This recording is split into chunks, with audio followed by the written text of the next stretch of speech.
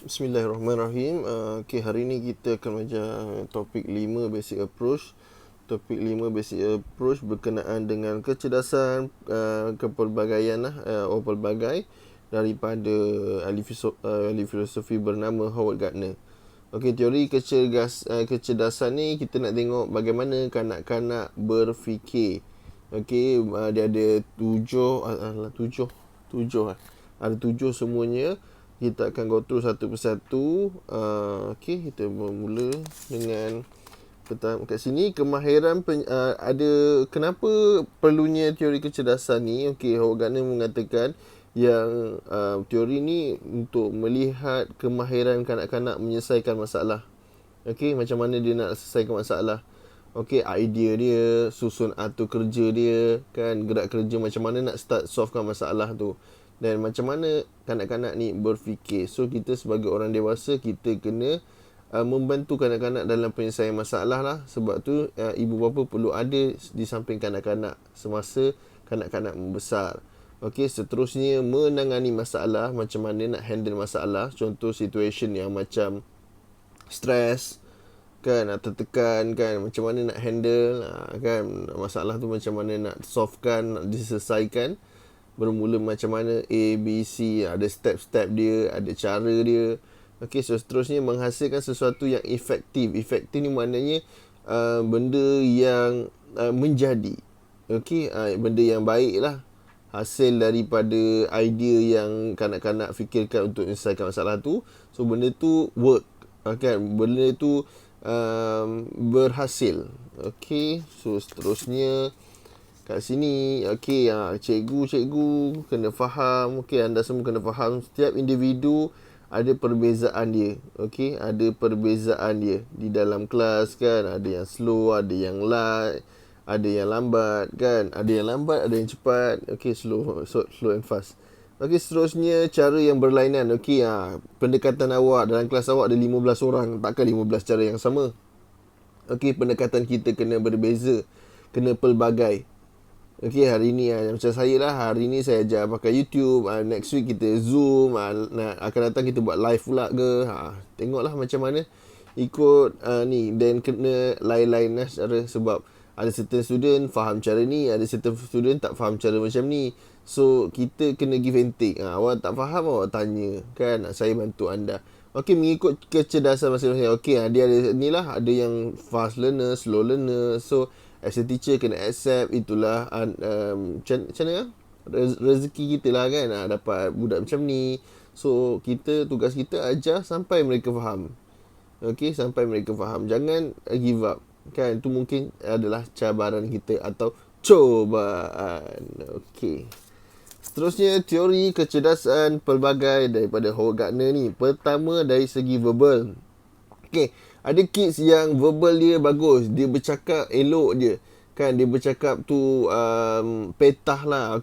Hal ini disebabkan mungkin kanak-kanak tu duduk dengan penjaga yang melayan dia. Yang selalu bercakap dengan dia, berbanding dari taska. Di taska cikgu atau penjaga tu perlu menumpukan lebih daripada seorang. Yang ni biasanya duduk dengan nenek ke, duduk dengan penjaga yang tak ramai, tak ramai kanak-kanak yang dia jaga. So dia beri tumpuan sepenuhnya kepada kids tu. So dia selalu berinteraksi dengan kids tu. So jadi secara verbal ni, linguistik kanak-kanak tu sangat bagus. Dia bercakap peta dan sebagainya. Disebabkan itulah ada baik buruk dia, kan. Logik. Berfikir secara logik. Yang ni lah kita ajar kat kanak-kanak pasal asas matematik, kan. Ajar matematik tu apa, kira nombor 1, 2, 3, kan. Ada lagu-lagu, kan. Boleh menggunakan lagu-lagu tu untuk ajar kanak-kanak ni.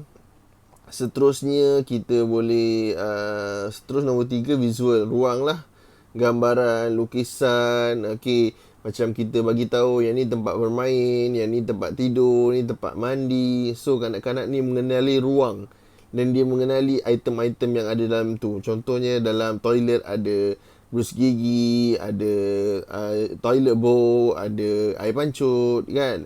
So dia tahu yang ni ruang adalah ruang mandi. Okey, kita kena explain kanak-kanak, okey, meja makan, okey, meja makan, this is meja makan, apa yang perlu ada di meja makan. Okey, yang ni yang kita perlu beri gambaran kepada kanak-kanak, sebab kanak-kanak ni nak benda yang nyata, so dia akan ingat benda tu. Okey, seterusnya kinestetik. Kinestetik ni pergerakan. Okey, nombor 4 ni kinestetik, pergerakan kanak-kanak, contoh mengkoordinasikan badan dia orang. Contoh lepas habis minum ke apa ke, pinggan ke cawan, letak dekat sinki elok-elok. So kita ajarlah dia. Kan baju busuk ni letak dalam bakul. Okey, sampah buang dalam tong sampah, pampers ni buang dalam tong sampah. Okey, yang tu kita dah ajarkan kanak-kanak ni pasal kinestetik, pergerakan lah, dan koordinasi. So seterusnya muzik. Muzik ni untuk meningkatkan kanak-kanak punya confidence. Pernah tak awak tengok kanak-kanak bila dengar muzik, dia menari, menggoyang-goyangkan badan mereka sedikit. Okey, kat situ adalah development. Okey, development dia punya confidence dengan dia punya mengenali muzik lah. Okey, muzik ni menakutkan, muzik ni menghiburkan.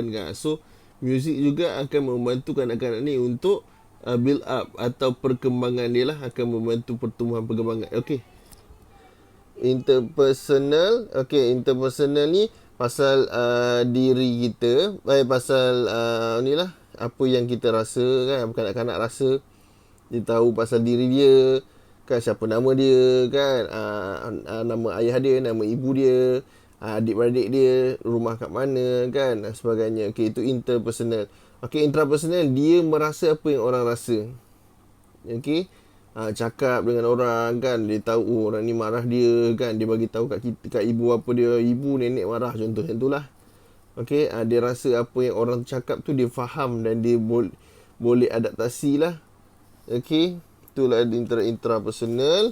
Dan last sekali adalah naturalist. Okey, naturalist ni berlaku secara natural, semula jadi kan, macam perasaan lapar, nak makan, apa lagi, kasih sayang nak kan. Dia kanak-kanak, dia inginkan apa yang apa yang orang dewasa tunjukkan kan, dia akan menerima benda tu. Contoh macam marah kan, marah jangan pakai tangan, kan, tak elok pakai tangan sebab dia akan rasa lebih dalam lah, rasa sakit yang kena pukul tu. So pakailah rotan ke, hanger ke. Okay, then kanak-kanak ni, dia bila buat something tu, dia nak orang tengok. Okay, contoh macam nak mandi, dia nak dimandikan. Apa lagi, bila cakap, dia nak kita dengar. Lagi, okay, seandainya kanak-kanak tu nakal, dia sebenarnya bukanlah jahat dan sebagainya. Dia perlukan perhatian. Dia buat benda tu untuk mendapatkan perhatian daripada ibu bapa dia. So kita yang dewasa ni kena faham kenapa anak kita berkelakuan macam tu. Sebenarnya dia kurang perhatian, so kita kena bagi perhatian.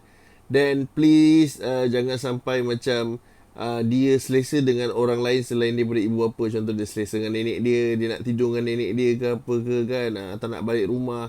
No kan, kita as ibu bapa kena tekankan tak boleh macam tu. Okay, anak kita kena jaga, dia kena extra dengan kita, walaupun kita tak selalu bersama dia lah kan. Kita kena bagi tahu yang kita pergi mencari rezeki, cari duit, nak bayar tu, nak bayar ni, semua bagi tahu dekat dia, explain dekat dia kan. Sebab tu banyak kita ni kena bercerita dengan kanak-kanak.